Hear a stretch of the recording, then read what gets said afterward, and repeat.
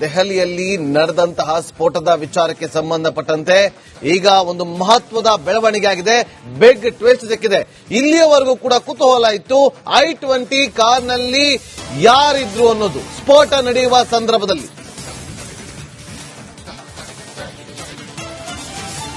ಕಾರ್ನಲ್ಲಿ ಸಿಕ್ಕ ಮೃತದೇಹ ಉಮರ್ ನಬಿಯದ್ದೇ. ಡಿಎನ್ಎ ವರದಿಯಲ್ಲಿ ಸ್ಫೋಟಕ ಸತ್ಯ ಬಯಲಾಗಿದೆ. ಉಮರ್ ನಬಿ ತಾಯಿ ಹಾಗೂ ಸಹೋದರನ ಡಿಎನ್ಎ ಸ್ಯಾಂಪಲ್ ಅನ್ನ ಕಲೆಕ್ಟ್ ಮಾಡಿ ಉಮರ್ ನಬಿಯ ಜಾಗದಲ್ಲಿ ಸಿಕ್ಕಂತಹ ಒಂದಷ್ಟು ಹಲ್ಲು ಮೂಳೆಯನ್ನ ತೆಗೆದುಕೊಂಡು ಪರೀಕ್ಷೆ ಮಾಡಿದಾಗ 100% ಹೋಲಿಕೆ ಆಗಿದೆ. ಅಲ್ಲಿಗೆ ಡಾಕ್ಟರ್ ಉಮರ್ ನಬಿ ಕಾರಿನ ಸ್ಫೋಟದಲ್ಲಿ ಮೃತಪಟ್ಟಿರೋದು ಕನ್ಫರ್ಮ್. ಉಮರ್ ನಬಿ 7:30 ಬರ್ತಾನೆ, ಫರೀದಾಬಾದ್ನಿಂದ ಹೊರಡ್ತಾನೆ, ದೆಹಲಿಗೆ ಬರ್ತಾನೆ. ಅದಾದ ಬಳಿಕ 3 ಗಂಟೆ ಸುಮಾರಿಗೆ ಕಾರ್ ಪಾರ್ಕಿಂಗ್ ಬರ್ತಾನೆ, ಅಲ್ಲಿ ಹೋಗಿ ನಮಾಜ್ ಅನ್ನ ಮಾಡ್ತಾನೆ, ವಾಪಸ್ ಕಾರ್ ಬರ್ತಾನೆ. 6:22ಕ್ಕೆ ಕಾರ್ ತಗೊಂಡು ಅಲ್ಲಿಂದ ಹೊರಡ್ತಾನೆ. 6:50 ಸುಮಾರಿಗೆ ಕಾರ್ ಸ್ಫೋಟಗೊಳ್ಳುತ್ತೆ. ಕಾರ್ ಸ್ಫೋಟಗೊಂಡಾಗ ಕಾರ್ನೊಳಗಡೆ ಇದ್ದಂತ ಚಾಲಕನ ದೇಹ ಛಿದ್ರ ಆಗಿರುತ್ತೆ.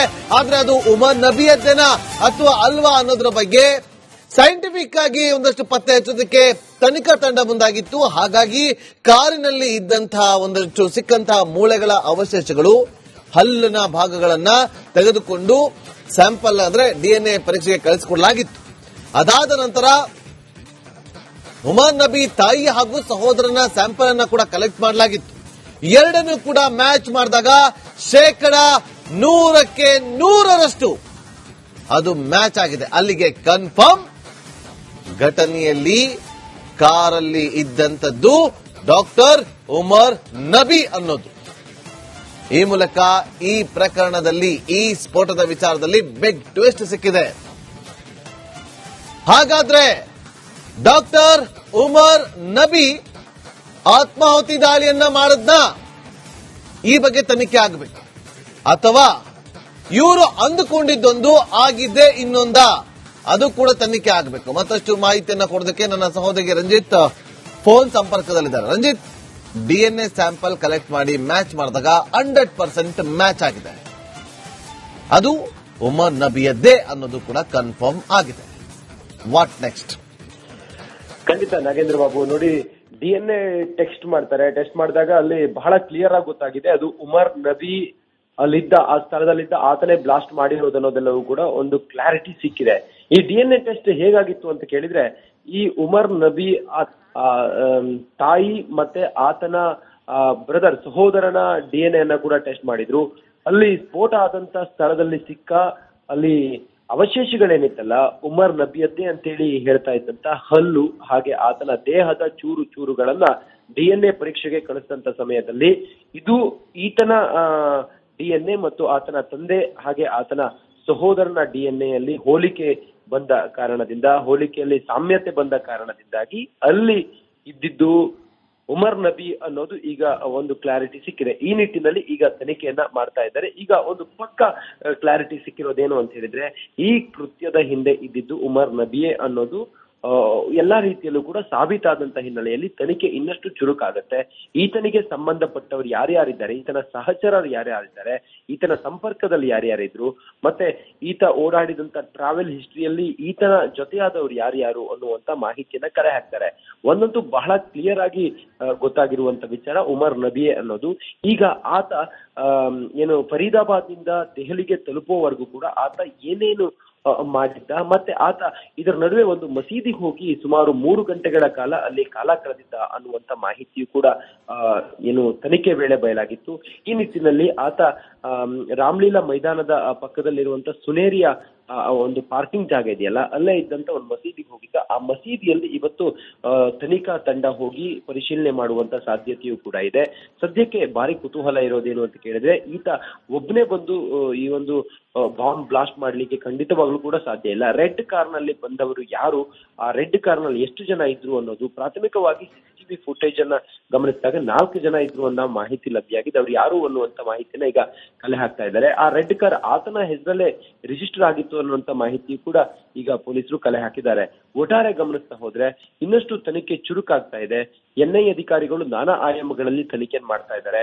ಉಮರ್ ನಬಿ ಜಾಡು ಹಿಡಿದು ಈಗ ಎನ್ಐಎ ಅಧಿಕಾರಿಗಳು ಬೇರೆ ಬೇರೆ ಸ್ಥಳಗಳಿಗೆ ಇವತ್ತು ತೆರಳುವಂತ ಸಾಧ್ಯತೆ ಇದೆ. ಎನ್ಐಎ ಅಧಿಕಾರಿಗಳೇ ಸುಮಾರು 5 ತಂಡವನ್ನ ಮಾಡಿಕೊಂಡು ಇದರ ತನಿಖೆಯನ್ನ ಮಾಡ್ತಾ ಇದ್ದಾರೆ. ನಿನ್ನೆ ಸಿಸಿಎಸ್ ಸಭೆಯಲ್ಲೂ ಕೂಡ ಪ್ರಧಾನಿ ನರೇಂದ್ರ ಮೋದಿ ಅವರು ಹಾಗೆ ಸಂಪರ್ಕದಲ್ಲಿ ಮತ್ತೊಂದು ಬ್ರೇಕಿಂಗ್ ಅಪ್ಡೇಟ್ ಈಗ ಲಭ್ಯವಾಗ್ತಾ ಇದೆ. ದೆಹಲಿಯಲ್ಲಿ ನಡೆದಂತಹ ಸ್ಫೋಟದ ವಿಚಾರಕ್ಕೆ ಸಂಬಂಧಪಟ್ಟಂತೆ ಈಗ ಒಂದು ಮಹತ್ವದ ಬೆಳವಣಿಗೆ ಆಗಿದೆ. ಬಿಗ್ ಟ್ವಿಸ್ಟ್ ಸಿಕ್ಕಿದೆ. ಇಲ್ಲಿಯವರೆಗೂ ಕೂಡ ಕುತೂಹಲ ಇತ್ತು I-20 ಕಾರ್ನಲ್ಲಿ ಯಾರಿದ್ರು ಅನ್ನೋದು ಸ್ಫೋಟ ನಡೆಯುವ ಸಂದರ್ಭದಲ್ಲಿ.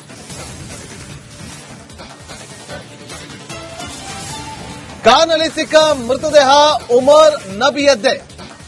ಡಿಎನ್ಎ ವರದಿಯಲ್ಲಿ ಸ್ಫೋಟಕ ಸತ್ಯ ಬಯಲಾಗಿದೆ. ಉಮರ್ ನಬಿ ತಾಯಿ ಹಾಗೂ ಸಹೋದರನ ಡಿಎನ್ಎ ಸ್ಯಾಂಪಲ್ ಅನ್ನ ಕಲೆಕ್ಟ್ ಮಾಡಿ ಉಮರ್ ನಬಿಯ ಜಾಗದಲ್ಲಿ ಸಿಕ್ಕಂತಹ ಒಂದಷ್ಟು ಹಲ್ಲು ಮೂಳೆಯನ್ನ ತೆಗೆದುಕೊಂಡು ಪರೀಕ್ಷೆ ಮಾಡಿದಾಗ 100% ಹೋಲಿಕೆ ಆಗಿದೆ. ಅಲ್ಲಿಗೆ ಡಾಕ್ಟರ್ ಉಮರ್ ನಬಿ ಕಾರಿನ ಸ್ಫೋಟದಲ್ಲಿ ಮೃತಪಟ್ಟಿರೋದು ಕನ್ಫರ್ಮ್. ಉಮರ್ ನಬಿ 7:15 ಬರ್ತಾನೆ, ಫರೀದಾಬಾದ್ನಿಂದ ಹೊರಡ್ತಾನೆ, ದೆಹಲಿಗೆ ಬರ್ತಾನೆ. ಅದಾದ ಬಳಿಕ 3 ಗಂಟೆ ಸುಮಾರಿಗೆ ಕಾರ್ ಪಾರ್ಕಿಂಗ್ ಬರ್ತಾನೆ, ಅಲ್ಲಿ ಹೋಗಿ ನಮಾಜ್ ಅನ್ನ ಮಾಡ್ತಾನೆ, ವಾಪಸ್ ಕಾರಿಗೆ ಬರ್ತಾನೆ. 6:22ಕ್ಕೆ ಕಾರ್ ತಗೊಂಡು ಅಲ್ಲಿಂದ ಹೊರಡ್ತಾನೆ. 6:50 ಸುಮಾರಿಗೆ ಕಾರ್ ಸ್ಫೋಟಗೊಳ್ಳುತ್ತೆ. ಕಾರ್ ಸ್ಫೋಟಗೊಂಡಾಗ ಕಾರ್ನೊಳಗಡೆ ಇದ್ದಂತ ಚಾಲಕನ ದೇಹ ಛಿದ್ರ ಆಗಿರುತ್ತೆ. ಆದ್ರೆ ಅದು ಉಮರ್ ನಬಿಯದ್ದೇನಾ ಅಥವಾ ಅಲ್ವಾ ಅನ್ನೋದ್ರ ಬಗ್ಗೆ ಸೈಂಟಿಫಿಕ್ ಆಗಿ ಒಂದಷ್ಟು ಪತ್ತೆ ಹಚ್ಚೋದಕ್ಕೆ ತನಿಖಾ ತಂಡ ಮುಂದಾಗಿತ್ತು. ಹಾಗಾಗಿ ಕಾರಿನಲ್ಲಿ ಇದ್ದಂತಹ ಒಂದಷ್ಟು ಸಿಕ್ಕಂತಹ ಮೂಳೆಗಳ ಅವಶೇಷಗಳು, ಹಲ್ಲಿನ ಭಾಗಗಳನ್ನ ತೆಗೆದುಕೊಂಡು ಸ್ಯಾಂಪಲ್ ಅಂದ್ರೆ ಡಿಎನ್ಎ ಪರೀಕ್ಷೆಗೆ ಕಳಿಸಿಕೊಡಲಾಗಿತ್ತು. ಅದಾದ ನಂತರ ಉಮರ್ ನಬಿ ತಾಯಿ ಹಾಗೂ ಸಹೋದರನ ಸ್ಯಾಂಪಲ್ ಅನ್ನ ಕೂಡ ಕಲೆಕ್ಟ್ ಮಾಡಲಾಗಿತ್ತು. ಎರಡನ್ನೂ ಕೂಡ ಮ್ಯಾಚ್ ಮಾಡಿದಾಗ 100% ಅದು ಮ್ಯಾಚ್ ಆಗಿದೆ. ಅಲ್ಲಿಗೆ ಕನ್ಫರ್ಮ್ ಘಟನೆಯಲ್ಲಿ ಕಾರಲ್ಲಿ ಇದ್ದಂಥದ್ದು ಡಾಕ್ಟರ್ ಉಮರ್ ನಬಿ ಅನ್ನೋದು. ಈ ಮೂಲಕ ಈ ಪ್ರಕರಣದಲ್ಲಿ, ಈ ಸ್ಫೋಟದ ವಿಚಾರದಲ್ಲಿ ಬಿಗ್ ಟ್ವಿಸ್ಟ್ ಸಿಕ್ಕಿದೆ. ಹಾಗಾದ್ರೆ ಡಾಕ್ಟರ್ ಉಮರ್ ನಬಿ ಆತ್ಮಾಹುತಿ ದಾಳಿಯನ್ನ ಮಾಡದ್ನ? ಈ ಬಗ್ಗೆ ತನಿಖೆ ಆಗಬೇಕು. ಅಥವಾ ಇವರು ಅಂದುಕೊಂಡಿದ್ದೊಂದು ಆಗಿದ್ದೇ ಇನ್ನೊಂದ, ಅದು ಕೂಡ ತನಿಖೆ ಆಗಬೇಕು. ಮತ್ತಷ್ಟು ಮಾಹಿತಿಯನ್ನ ಕೊಡೋದಕ್ಕೆ ನನ್ನ ಸಹೋದರಿ ರಂಜಿತ್ ಫೋನ್ ಸಂಪರ್ಕದಲ್ಲಿದ್ದಾರೆ. ರಂಜಿತ್, ಡಿಎನ್ಎ ಸ್ಯಾಂಪಲ್ ಕಲೆಕ್ಟ್ ಮಾಡಿ ಮ್ಯಾಚ್ ಮಾಡಿದಾಗ 100% ಮ್ಯಾಚ್ ಆಗಿದೆ. ಅದು ಉಮರ್ ನಬಿಯದ್ದೇ ಅನ್ನೋದು ಕೂಡ ಕನ್ಫರ್ಮ್ ಆಗಿದೆ. What next? ಖಂಡಿತ ನಾಗೇಂದ್ರ ಬಾಬು, ನೋಡಿ, ಡಿಎನ್ಎ ಟೆಸ್ಟ್ ಮಾಡ್ತಾರೆ. ಟೆಸ್ಟ್ ಮಾಡಿದಾಗ ಅಲ್ಲಿ ಬಹಳ ಕ್ಲಿಯರ್ ಆಗಿ ಗೊತ್ತಾಗಿದೆ ಅದು ಉಮರ್ ನಬಿ ಅಲ್ಲಿದ್ದ, ಆ ಸ್ಥಳದಲ್ಲಿದ್ದ ಆತನೇ ಬ್ಲಾಸ್ಟ್ ಮಾಡಿರೋದನ್ನೋದೆಲ್ಲವೂ ಕೂಡ ಒಂದು ಕ್ಲಾರಿಟಿ ಸಿಕ್ಕಿದೆ. ಈ ಡಿಎನ್ಎ ಟೆಸ್ಟ್ ಹೇಗಾಗಿತ್ತು ಅಂತ ಕೇಳಿದ್ರೆ, ಈ ಉಮರ್ ನಬಿ ತಾಯಿ ಮತ್ತೆ ಆತನ ಬ್ರದರ್, ಸಹೋದರನ ಡಿಎನ್ಎ ಅನ್ನ ಕೂಡ ಟೆಸ್ಟ್ ಮಾಡಿದ್ರು. ಅಲ್ಲಿ ಸ್ಫೋಟ ಆದಂತ ಸ್ಥಳದಲ್ಲಿ ಸಿಕ್ಕ ಅಲ್ಲಿ ಅವಶೇಷಗಳೇನಿತ್ತಲ್ಲ, ಉಮರ್ ನಬಿಯದ್ದೇ ಅಂತೇಳಿ ಹೇಳ್ತಾ ಇದ್ದಂತ ಹಲ್ಲು ಹಾಗೆ ಆತನ ದೇಹದ ಚೂರುಗಳನ್ನ ಡಿಎನ್ಎ ಪರೀಕ್ಷೆಗೆ ಕಳಿಸಿದಂತ ಸಮಯದಲ್ಲಿ ಇದು ಈತನ ಡಿಎನ್ಎ ಮತ್ತು ಆತನ ತಂದೆ ಹಾಗೆ ಆತನ ಸಹೋದರನ ಡಿಎನ್ಎ ಅಲ್ಲಿ